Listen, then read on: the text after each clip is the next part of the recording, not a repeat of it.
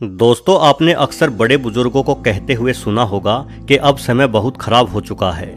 इंसान को इंसान की चाह नहीं रही है। समाज में बुरे लोग अधिक हो चुके हैं। लोगों द्वारा अपना जीवन यापन करना बेहद मुश्किल हो गया है। वहीं अगर आप धर्म ग्रंथों से ज्ञान लोगे तो धर्म ग्रंथों में भी आपको सतयुग कलयुग का उल्लेख मिलेगा। सतयुग वो समय है जो कभी पहले हुआ करता था।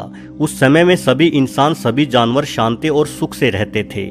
चोरी, हिंसा आदि बिल्कुल भी नहीं होती थी। वहीं अभी जो समय चल रहा है वो कलयुग है। हर जगह चोरी, हिंसा, मारकाट मची हुई है।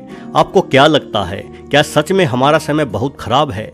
क्या सच में हम पुराने समय के इंसानों की तुलना में ज्यादा पापी हैं? देखिए, बड़े बुजुर्ग लोगों का जो सर्वे या जो आकलन होता है वो लोगों के बहुत छोटे समूह पर और बहुत कम समय में किया गया आकलन होता है। उन बुजुर्गों को लगता है कि अगर उनके बेटे या उनके पोते उनकी बात नहीं सुनते तो इसका मतलब जमाना बेहद खराब हो चला है। हालांकि वो बुजुर्ग बचपन में अपने दादाजी की कितनी बातें मानते थे वो सब वो याद रखना उचित नहीं समझते। खैर दोस्तों, अगर आपको भी लगता है कि अभी समय खराब चल रहा है या कलयुग लग चुका है तो आपको ये वीडियो जरूर पूरी देखनी चाहिए, क्योंकि इस वीडियो में मैं आपको मानव इतिहास के बारे में बारीकी से नजर डालकर बताऊंगा कि कैसे उस सतयुग की तुलना में हमारा कलयुग ज्यादा अच्छा है। तो चलिए शुरू से शुरू करते हैं। दोस्तों, हम इंसानों की प्रजाति का नाम होमो सेपियंस है। कार्बन डेटिंग से साबित हो चुका है कि हमारी प्रजाति पृथ्वी पर लगभग 3 लाख सालों से है। उससे पहले तो हम थे ही नहीं।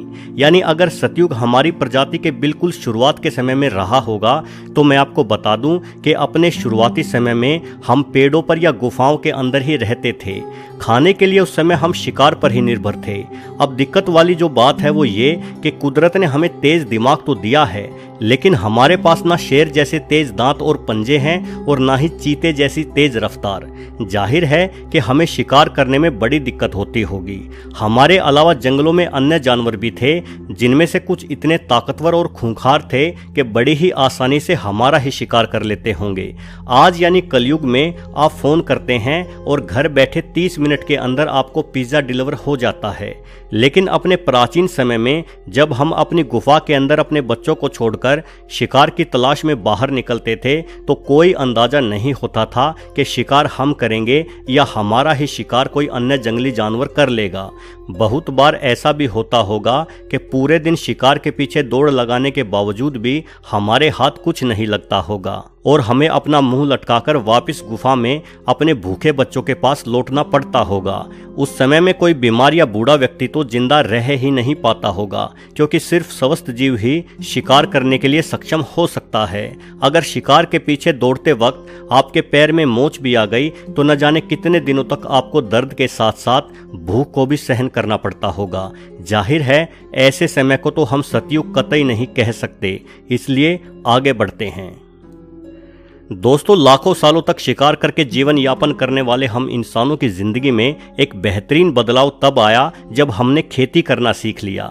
खेती की खोज मानव इतिहास की सबसे महान खोज थी, क्योंकि अब हमें शिकार की तलाश में भटकना नहीं पड़ता था। अब इंसान खाना बदोश नहीं रहा, बल्कि इंसान एक ही जगह पर रहकर खेती करने लगे।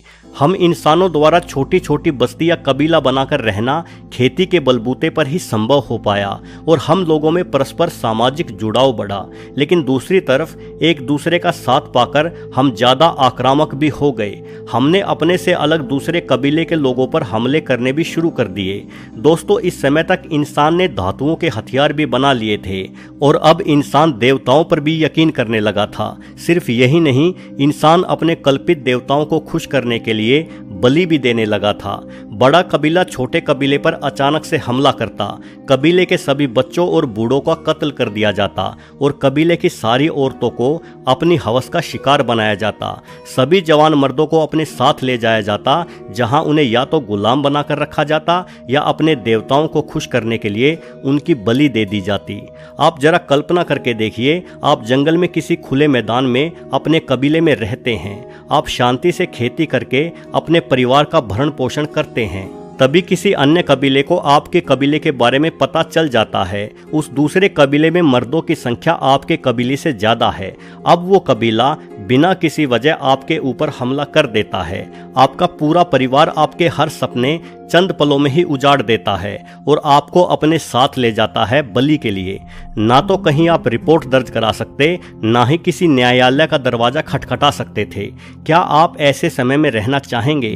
क्या आप ऐसे समय को सतयुग कहेंगे? मेरे ख्याल से तो बिल्कुल नहीं, इसलिए और आगे बढ़ते हैं। दोस्तों, वक्त बीतने के साथ साथ दिमागी तौर पर इंसान और भी ज्यादा मजबूत होता चला गया। धीरे धीरे अपनी बुद्धि के बल पर हमने खतरनाक जंगली जानवरों को अपने घरों और खेतों से दूर खदेड़ दिया। अब हम झोपड़ियों पर निर्भर नहीं थे, बल्कि हमने पक्के मकान और पक्के शहर बनाने भी शुरू कर दिए।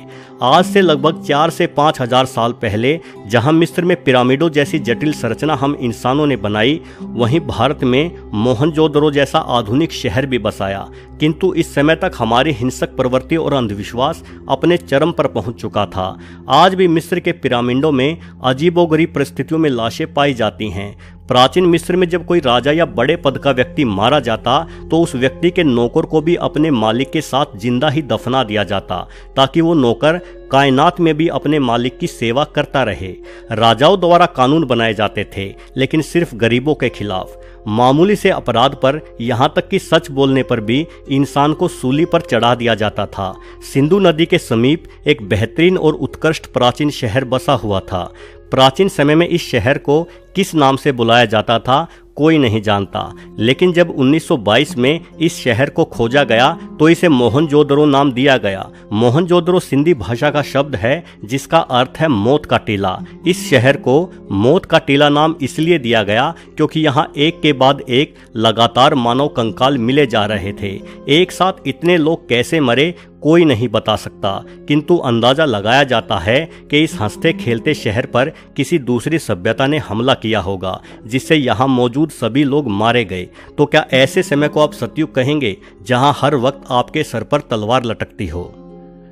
दोस्तों, अगर हम और आगे बढ़कर आधुनिक इतिहास की भी बात करें तो भी आप अपने वर्तमान को ज़्यादा बेहतर पाएंगे।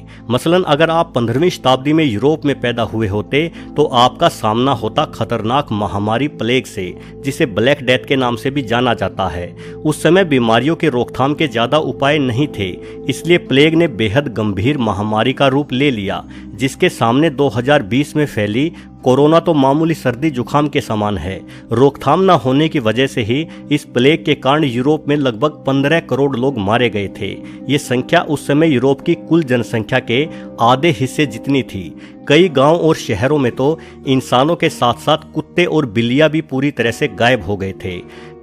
अगर आप आज से सिर्फ 200 वर्ष पूर्व पैदा हुए काले व्यक्ति होते तो आप एक गुलाम की जिंदगी जीते, क्योंकि उस समय गोरों द्वारा काले लोगों को दास बनाकर बेचा जाता था और अमीर आदमी उन्हें पालतू जानवरों की तरह अपने घर पर रखते थे। उन बेचारों को इंसान होने का दर्जा तक नहीं मिला हुआ था। दोस्तों, आज हमारे पास बुरे दिन, बुरे महीने या बुरे साल हो सकते हैं, लेकिन उन लोगों का क्या जिन्हें पूरी जिंदगी ही पिंजरों में बंद रखा जाता था, भूखा रखा जाता था और बिना वजह पीटा जाता था।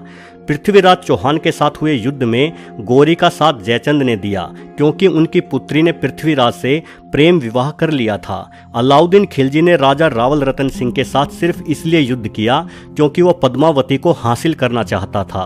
श्री राम को रावण के साथ युद्ध करना पड़ा क्योंकि रावण ने सीता माता का अपहरण कर लिया था। और भी अनेकों उदाहरण आपको मिल जाएंगे जब सिर्फ औरतों के लिए 2 देशों या 2 राजाओं के बीच में युद्ध हुए हैं। वर्तमान समय में ऐसे झगड़े आपको स्कूल या कॉलेज के बच्चों के बीच में देखने को तो मिल जाएंगे, लेकिन किसी औरत के लिए एक देश दूसरे देश के साथ युद्ध करे, ऐसा अब संभव नहीं है। तो क्या आपको नहीं लगता कि हम पहले से ज्यादा समझदार और शांत हो चुके हैं? हालांकि भविष्य में भी 2 देशों के बीच में जंगें हो सकती हैं। हो सकता है कि तीसरा विश्व युद्ध भी हो जाए, जिससे इस पूरी दुनिया और मानवता को भारी क्षति होगी। लेकिन ऐसे विचार हमारे मन में क्यों आते हैं? हम क्यों युद्धों से इतना डरते हैं? हम डरते हैं क्योंकि हमारा अतीत बुरा था। जब इतिहास की पुस्तकें उठाकर हम देखते हैं तो हमें सिर्फ हमलावरों द्वारा किए गए हमलों के बारे में ही ज्यादातर पढ़ने को मिलता है। अब पता नहीं वो सतयुग कब था जब सभी लोग सत्य और शांति के मार्ग पर चलते थे। पता नहीं वो नदी किस जमाने में बहती थी जिसमें शेर और हिरन इकट्ठे बैठकर पानी पीते थे। पता नहीं वो काल कब था जब मगरमच्छ अपने हाथों से मछलियों को खाना खिलाता था।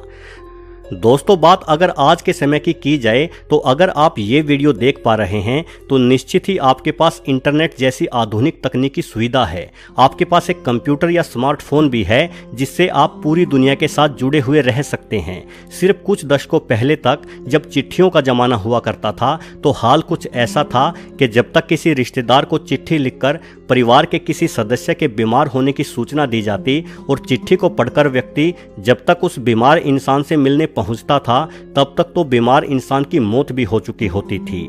प्रेमी प्रेमिका को भी एक दूसरे का हालचाल जानने के लिए महीनों तक चिट्ठियों का इंतजार करना पड़ता था। बॉर्डर पर गए देश के जवानों को अपने परिवार के हालचाल के बारे में कुछ भी मालूम करने के लिए सिर्फ चिट्ठियों पर ही निर्भर होना पड़ता था। लेकिन आज वीडियो कॉल के जरिए आप लगातार किसी इंसान के संपर्क में बने रह सकते हैं, एक दूसरे का मुस्कुराता हुआ चेहरा देखकर खुश हो सकते हैं। वैसे दोस्तों, दुनिया में आज भी कई सारी ऐसी जगहें हैं जहां ये सब सुविधा मौजूद नहीं है। इंटरनेट तो क्या, बच्चों के लिए खाना तक उपलब्ध नहीं है। तो अगली बार जब आप अपनी किस्मत को कोसे तो आप जरा सोचिएगा कि जहां आप रहते हैं, जो जीवन आपको मिला हुआ है, अगर आपको उसे किसी आदिवासी बच्चे के साथ बदलना पड़े तो क्या होगा। आप जंगल में कैसे रहेंगे ये तो पता नहीं, लेकिन वो आदिवासी बच्चा आपके घर रहकर बड़ा खुश होगा क्योंकि अब उसके पास एक पक्का मकान है जिसमें जंगल जितनी गर्मी नहीं लगती, बारिश आने पर भीगना भी नहीं पड़ता, बारिश आने पर भूखा भी नहीं सोना पड़ता क्योंकि अब वो लकड़ियों पर खाना नहीं पकाता, बारिश उसकी लकड़ियों को भिगो देती थी।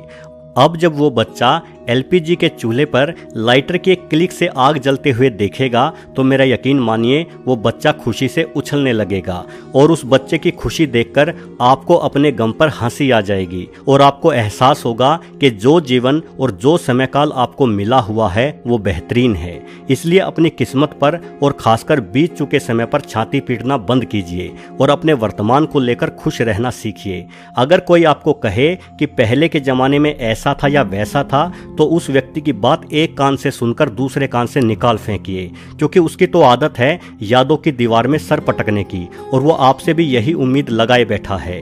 लेकिन किसी निराशावादी इंसान की उम्मीद पर खरा उतरने से बेहतर है कि आप आशावादी बनिए और सदैव खुश रहिए। वीडियो देखने के लिए आपका बहुत बहुत धन्यवाद।